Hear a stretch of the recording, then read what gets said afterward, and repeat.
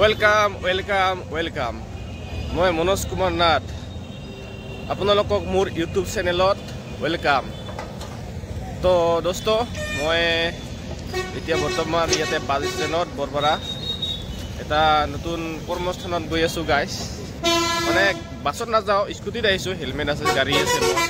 তো দাদা এজন আহি আছে, তো তাৰ লগত মানে নতুন এটা কামত জইন হ'ম। বাকী কথাখিনি আগত গৈ গম গাইজ।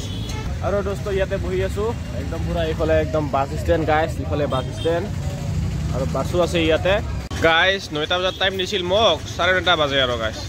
যেনেকা মই কৈ আহি আছিলোঁ গাইজ, তো মই মানে আজি এটা নতুন মানে ড্ৰাইভাৰ জব পালোঁ আৰু। তো এতিয়া এইখন গাড়ী এতিয়া ইয়াতে আছোঁ আৰু এতিয়া সময় হ'ল দিনৰ 12:23 হ'ল। ভাল লাগি আছে গাইজ ইয়াতে এতিয়া আৰু এটা নতুন যাত্ৰা, এটা নতুন কামত আহি খোজ দিলোঁ। আৰু গাইজ এইটো হৈছে চাবি গাড়ীখন, আপোনালোকে বহুতে গমেই পাব, চিনি পাব কি গাড়ী।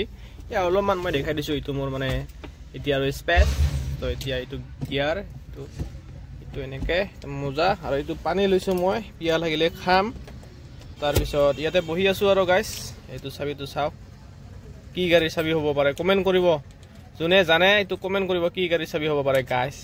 তো দোস্ত তো গাইজ, তো মালিক মোৰ লগত মানে এনেকৈ কথা পতাৰ নিচিনা মানে এনেকুৱা কোনো ফ্ৰেণ্ডো নাই। ফ্ৰেণ্ড বহুত আছে, এনেকুৱা মানে ইমান মানে ফ্ৰেণ্ড মানে আছিল নাই, মানে তাৰ লগত মই মানে জীৱনৰ কথা পাতিম, সময়ৰ কথা পাতিম। তো সেইকাৰণে মানে ইউটিউবতে আৰু যোনে আহি মোক চাব বা দেখা পাব। মই নিজৰ লগতে কথা পাতোঁ গাইজ, আৰু এই মোবাইলটোৰ লগতে কথা পাতোঁ। তো মোবাইলটোৰ জৰিয়তে, ভিডিঅ'ৰ জৰিয়তে, ভ্লগৰ জৰিয়তে, ইউটিউবৰ জৰিয়তে। আজি প্ৰথম দিনাখন, তাৰ প্ৰথম যাত্ৰা।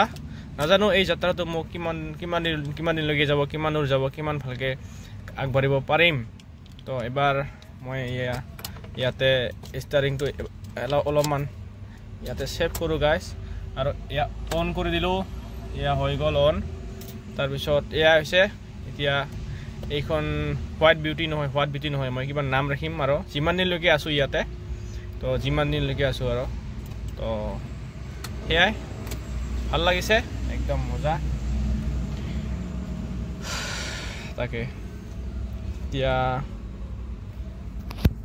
এয়াই আৰু guys, my life, my rules, my journeys. তো গাইজ ডিউটিৰ পৰা চিধা আহিলোঁ ঘৰত, আৰু গাইজ এতিয়া বিয়া খাব যাব ওলাইছোঁ সৰুমুখত। এইফালে আমাৰ পৰা গাড়ী ৰেডি, এতিয়া আমি ইয়াৰ পৰা যাত্ৰা আৰম্ভ কৰিম।